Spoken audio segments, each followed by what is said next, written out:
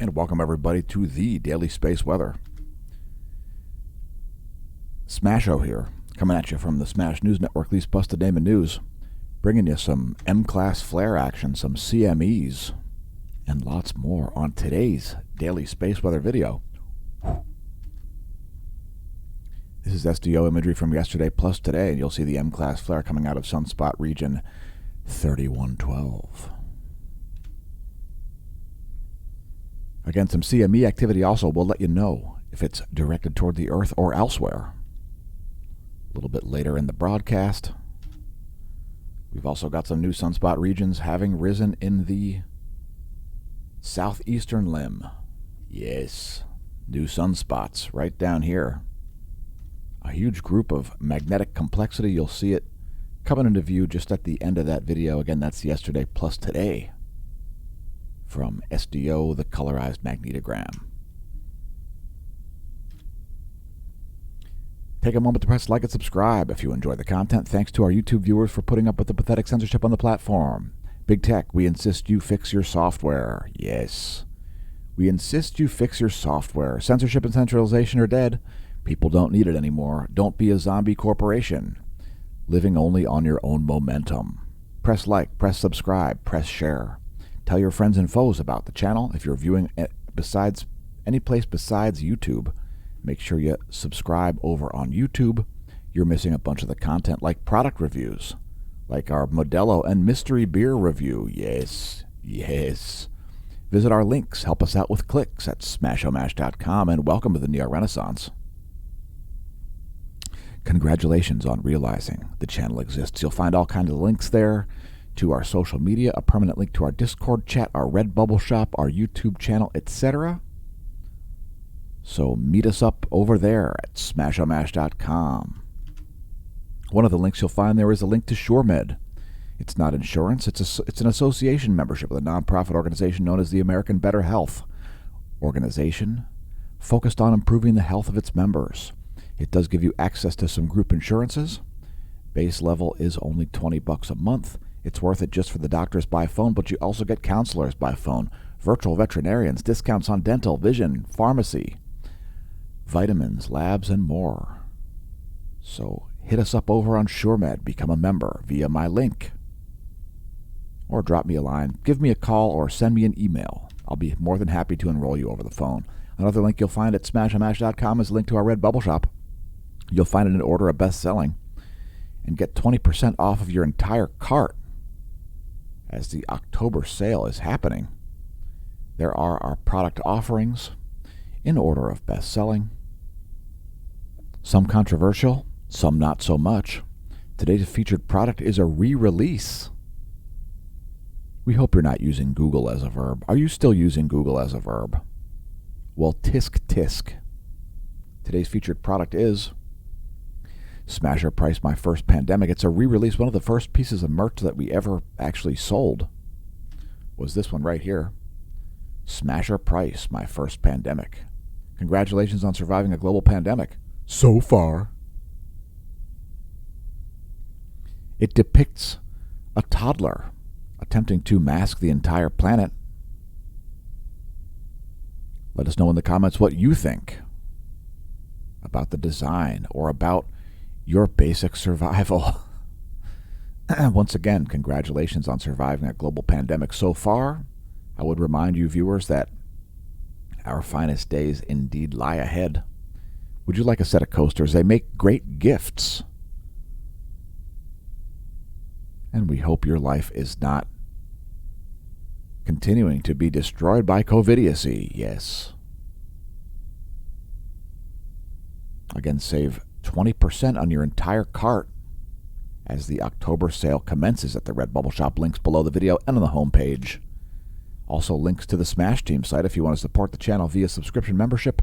Become a member of the Smash Team at the gold or silver level thanks to our executive producers, our gold and silver Smash Team members. We are still on Patreon as well.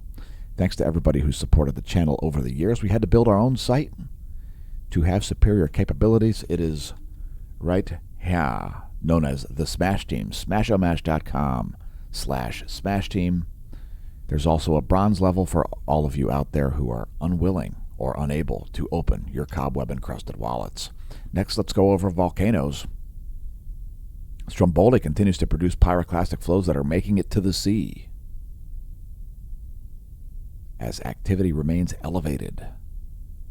The Aeolian Islands, the location of the Stromboli volcano, not to be confused with the Calzone or the Linguine volcano. Nishinoshima also erupting in an explosive fashion, 12,000-foot ash plume from Nishinoshima. Subanose-jima, 4,000-foot ash plume as it explodes. And the White Island volcano there, north of the North Island of New Zealand.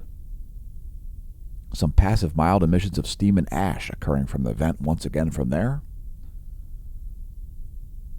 Sulfur dioxide levels reached 217 to 219 tons over the last week. Level 2 aviation alert over White Island. Taupo continues to produce earthquakes, however, it's decreased to only about half of what happened at the peak in May. Now we're getting about 20 to 40 events per week. Also some ground uplift happening at the Taupo volcanic lake, also on New Zealand. Nevado del Ruiz also exploding down in Colombia, flight level 230. Flight level 220 over Sangay in Ecuador as it explodes. It's a 22,000-foot ash plume. Revenador also in Ecuador exploding, flight level 150. 15,000-foot ash plume. 26,000-foot ash plume over Sabancaya down in Peru as it explodes. And last but not least, Nevados de Chilean exploding. Flight level 180. It's producing pumice and ash flows traveling in various directions. It's an 18,000-foot plume of volcanic ash. Please do not pole vault the caldera. Next, looking at seismicity, we saw a bunch of earthquakes around Alaska and the Aleutian Islands especially, and on the mainland. Largest quake of the past 24 was a 5.7. We'll get to it. Besides that, things pretty calm here. No major quakes over the past 24. A 4.6 did occur at the Reykjanes Ridge in the mid-Atlantic, the mid-northern Atlantic. Papua New Guinea had a 5.0 magnitude earthquake. Tonga had a 5.5 magnitude earthquake. And Taiwan had a 5.7. That was the largest quake of the day. That came in at 1924 last night on 10/10, October 10th, 2022.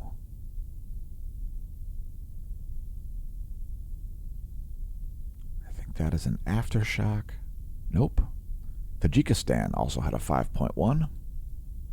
And as you can see, there are several quakes in the Aleutian Islands and on the Alaskan mainland, 4.7 being the largest of those quakes.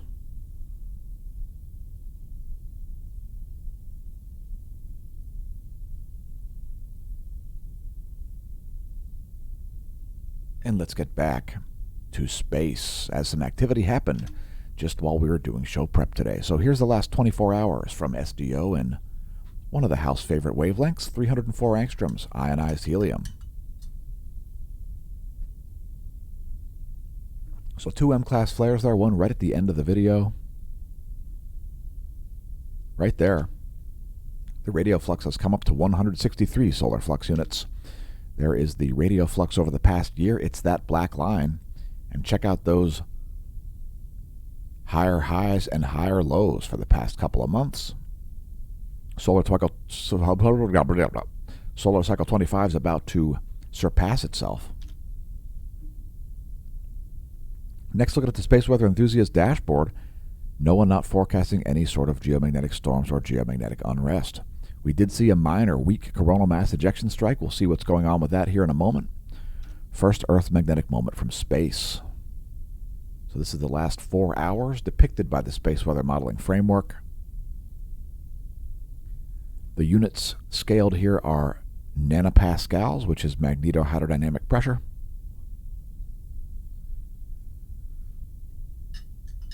And we do see some variations here in the solar wind.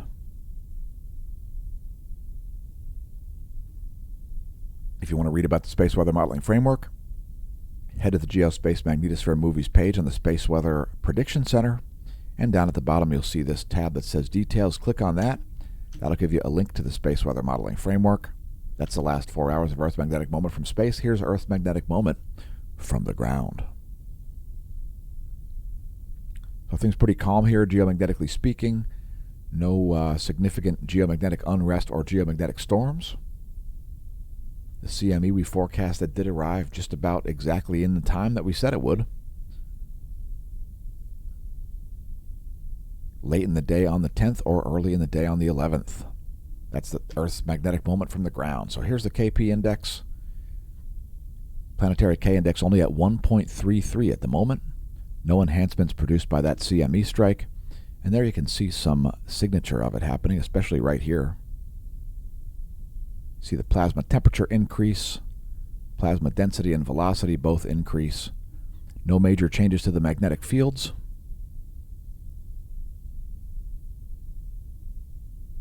And that impact is still continuing here a bit. Current conditions are still pretty mild, only 11.6 protons per cubic centimeter for the solar wind density. Solar wind velocity, 526 kilometers per second. A very definitive signal, though, is this plasma temperature signal. You can see that's quite steady here, and then it suddenly ramps up. Some hotter plasma, some colder plasma, some hotter plasma. An indication that indeed there was a CME strike. Next, the GOES magnetometers for the past 3 days. There you go. The GOES 16 and GOES 17 are geosynchronous near equatorial satellites. Those arc-jet moments are moments when they turn on their thrusters, create plasma, and possibly affect the readings. NASA, it's not hiding data. You just have to understand what it means. Next, let's look at the heliospheric current sheet. The solar plasma is polar, folks. It's polar. Earth is right now in South Pole-oriented plasma. It's depicted there in red. And we may have the north heliospheric current sheet here accelerating this way. We may have it as early as tomorrow. We'll see what happens. You can see it happening there at the end. Let's bring it to the last frame. Also, you can see the north solar polar field here shrinking, an indication that indeed the solar polar field reversal process is commencing. It's called solar cycle 25. Next, the line of sight field plot. There's the sun's B field in blue. Solar polar fields south in red, north in green. And let's move to coronal holes. We've got some South Pole-oriented ones here on the earthly facing portion of the solar disk. They're not particularly well defined. Setting coronal holes there of North Pole variety there, setting in the in the west, down here. By the way, this is called the west because this is where space weather sets. This is called the east because this is where space weather like sunspots rise. Here's the view from SDO in 211 angstroms.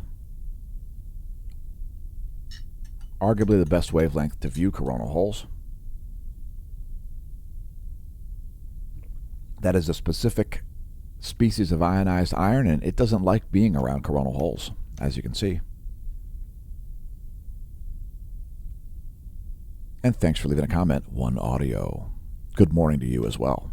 Next, moving to sunspots. Again, we've got at least one new sunspot down here. It looks like quite a magnetically complex region.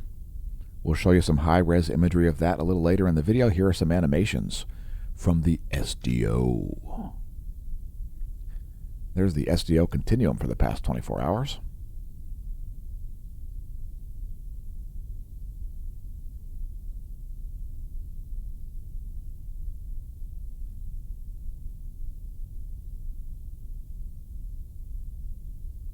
And those spots almost entirely stable there.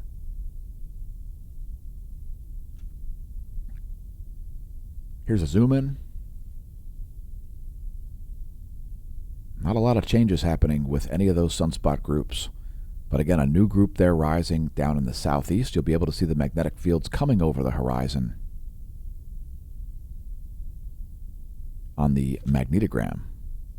So here's a magnetogram view, and you'll see magnetic fields here emerging from the southeast.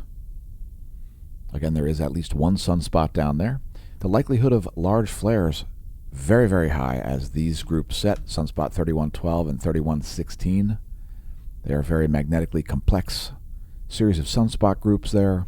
Lots of umbrae, lots of magnetic fields. Likelihood of large flares, including the possibility of X-class flares, certainly there. So 2 M-class flares since yesterday's video.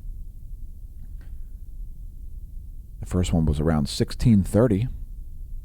yesterday afternoon Universal Time, and this one was just this morning at about 8:40 Universal Time.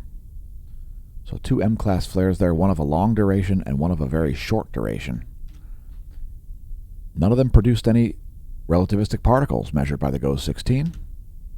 And here are some fantastic views in 94 plus 131 angstroms. We'll show you a zoom in and we'll separate the 2 wavelengths. So here's the zoom. You'll see 2 M-class flares occurring there, one right at the end and one closer to the beginning.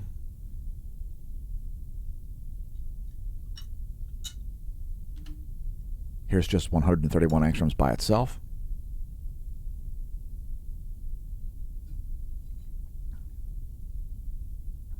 Don't mind us, we just show the most detailed imagery of the sun and the most comprehensive space weather videos in the world.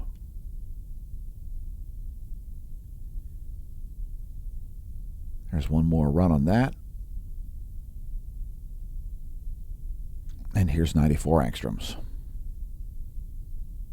The reason we use 131 and 94 angstroms to view solar flares is because they take 10 images per minute instead of only 2, those 2 wavelengths specifically formulated to view solar flares. And I would reiterate the likelihood of major flares, including the possibility of an X-class flare, remains very high. Sunspots are more likely to produce large flares at the limbs, and that Sirius group is approaching the limb.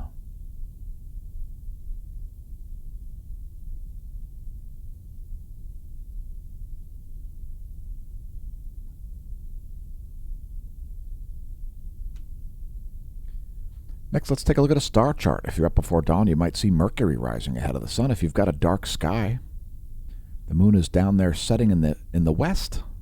Mars near the galactic plane, which is the blue line. That's what's going on over Lehigh Valley at the moment, which is where Smash Staff and I are located. Next, we'll do a solar system forecast. Here's where things are now. Here's where things will be in a week. We will be going to a crescent waning moon by the 18th. And let's continue on to look at some coronagraphs. So there are yesterday's coronal mass ejections.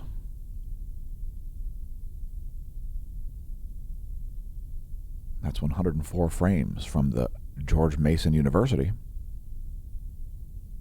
And here are today's CMEs.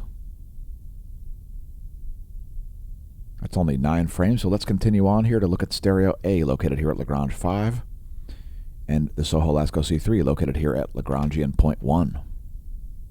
Now we paused here at 1923 for the stereo A coronagraph and 2018 for the Soho-Lascaux C3 to show you that there are no earthly directed CMEs. Earth would be off on this line somewhere. And as you can see from stereo A, none of that ejecta is headed toward Earth. It's all on the far side or coming out of the north. And let's let yesterday play through. Whoops. Sorry about that. What the heck?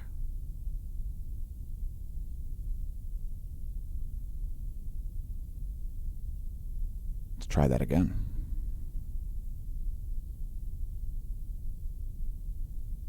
So some great CME activity there. It's just a light show. It's completely harmless, nowhere near earthly directed.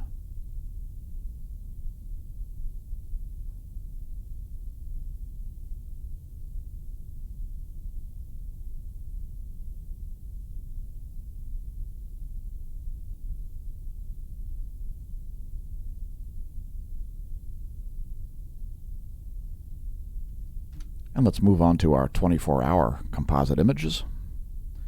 This is SDO plus Soho-Lascaux C2 and C3. Great images of Venus there showing up.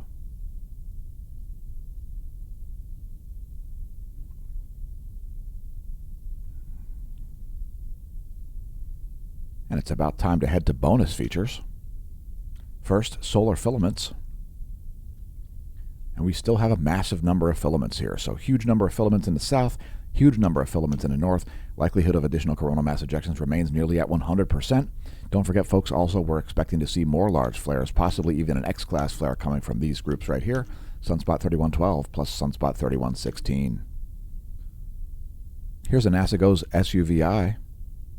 The NASA GOES 16 SUVI, 304 angstroms wavelength. That's ionized helium. And you can see that recent M-class flare there in the imagery. It happened recently enough that it's showing up. That's the last about 2.5 hours. And that is what we typically stream on the Twitch channel, twitch.tv/SmashOmash. We streamed it all day yesterday. And here's the house favorite wavelength for the past 24 from SDO, 171 angstroms. As we see a bunch of activity rising there in the southeast.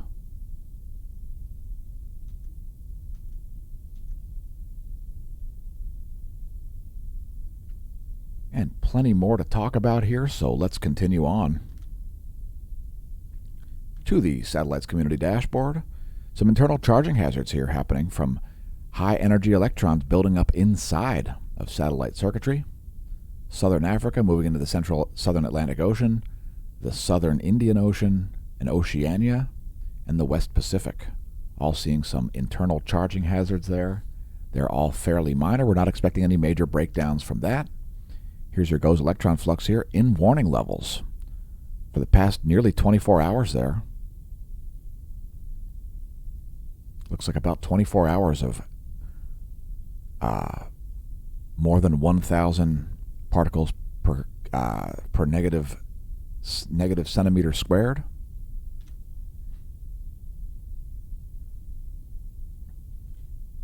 And here's the NOAA forecast, expecting a dip here in the relativistic electrons. No arguments from me there. Here's the one-year chart to put that in context from solon.info. Next, we're going to go to the F ionosphere layer. So looking at about 300 kilometers of altitude is the bridge between Earth and space. There's a lot of stuff shaking up there. And we'll show you the vibrational frequency and the anomaly. So here's the vibrational frequency in megahertz, and we do see indeed continued anomalies.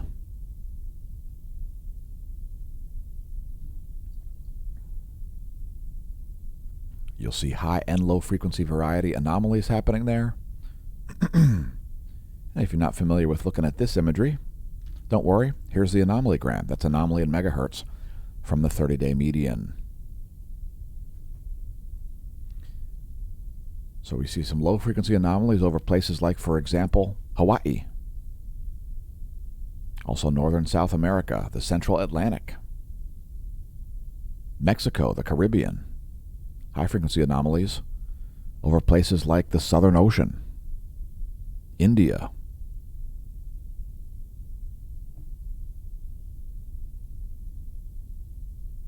Anyway, here's your latest image. That's 10:30 Universal Time. Ionogram, 10:30 Universal Time, anomalygram. That data is from the Australian Government Bureau of Meteorology. If you want to follow it yourself, there's the website. Next, the total electron content forecast. It's going to show you the most likely places for GPS errors your GPS satellite must communicate through about 12,500 miles of free electrons in this plasmasphere, in the Van Allen belt, in this plasmasphere, and below that in the ionosphere. Those free electrons cause signal diffraction, especially in the areas depicted here as red. We are seeing some anomalies there around the southern polar region. Some Antarctic high electron contents. It stands for coupled thermosphere, ionosphere, plasmasphere electrodynamics model.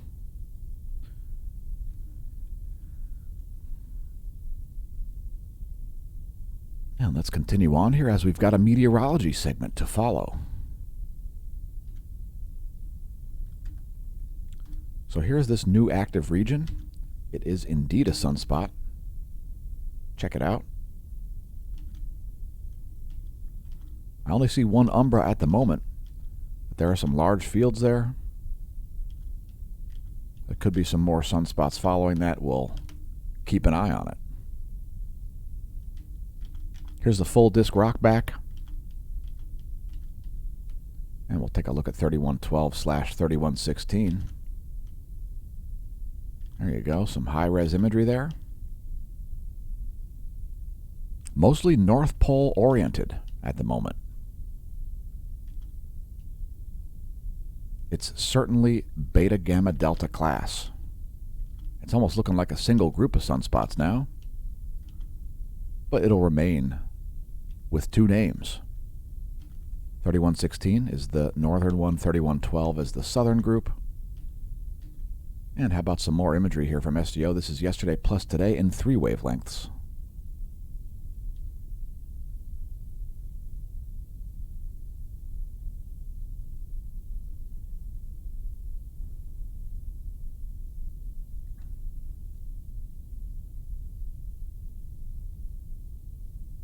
And it's time to pause for station identification.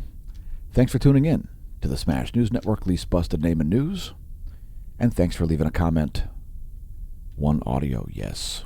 Yes, Robert, we appreciate your commentary. Now we're looking at the significant wave height.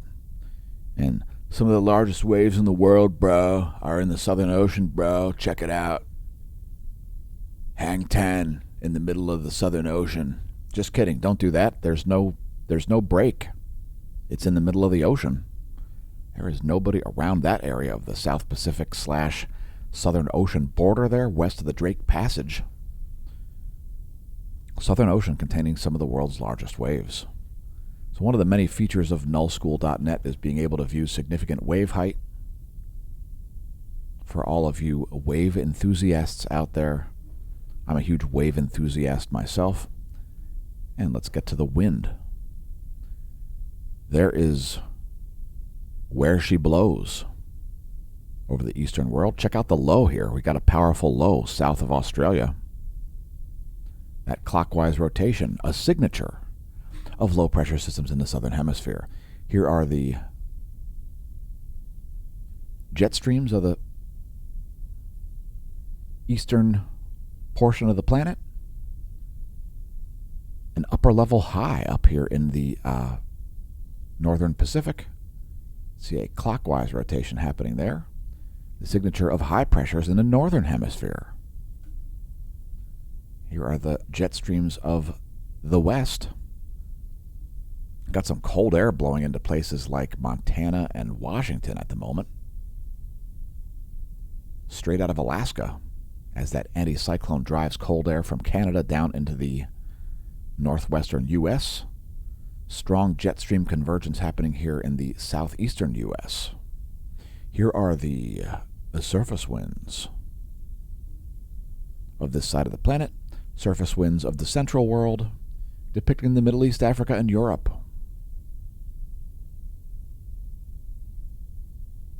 And a powerful anticyclone here south of Madagascar, rotating counterclockwise in the southern hemisphere. Great examples of low and high pressure systems there. And last but not least, there are the jet streams of the central world. Stagnant jet stream behavior over Central Africa here. It will keep weather systems rather stagnant. Not a lot of movement going to happen there. Jet stream blowing backwards over the northern Indian Ocean. Next, clouds and fog in the 3.9 nanometer infrared spectrum from the NASA GOES Interactive Weather Satellite Suite. That's what's going on over the western world as far as clouds and fog. And let's continue on. We don't want the video to be too long. Here's your weather.gov map. We do have some freeze warnings there in southern Colorado. Also, Idaho, Maine, New Hampshire, and Vermont seeing some freeze warnings. Some frost advisories, etc. If your county is lit, click your county at weather.gov. And here's your temperature forecast based on the GFS model for the next 72 hours. It's in degrees Fahrenheit. Going to be in the 20s in portions of Minnesota, Wisconsin, the Upper Peninsula of Michigan, North and South Dakota, portions of the Rockies. All expecting temperatures getting into the 20s there. 72-hour GFS model. Here is the 72-hour GFS pressure and precipitation forecast. And some snow coming to Minnesota and northern Wisconsin and to the Upper Peninsula.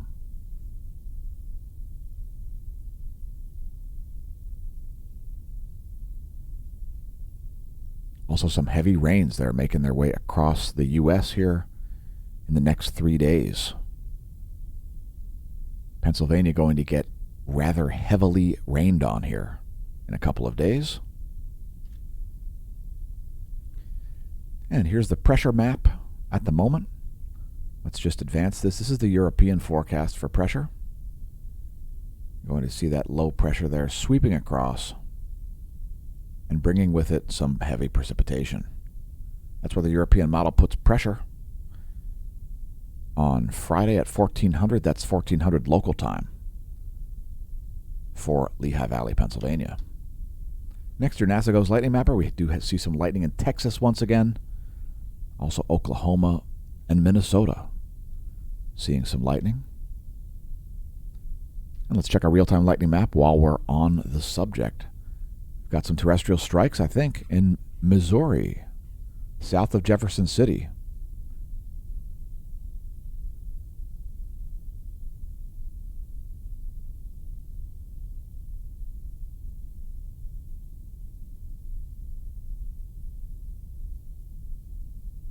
Next time you hear thunder, check it out. lightningmaps.org. It could save your you-know-what. I've used it myself to determine if I should wait in the car or enter the grocery store. Remember, folks, lightning does strike twice. And here is the U.S. Doppler radar map. There's the all 50 state view. Let's focus on the lower 48 view.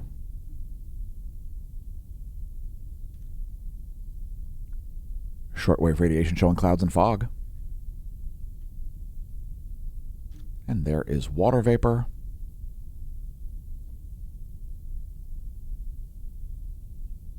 That's the current state of affairs in space and on Earth. Thanks for tuning in. This is your recap. U.S. Doppler radar, shortwave radiation map showing clouds and fog, and water vapor. That'll clear up your Doppler radar. If you're not getting enough information from your Doppler, break out the water vapor map. It'll help you out. We hope you understand the physics. Thanks for tuning in to the Smash News Network, least busted name in news, and may that solar wind be at your back.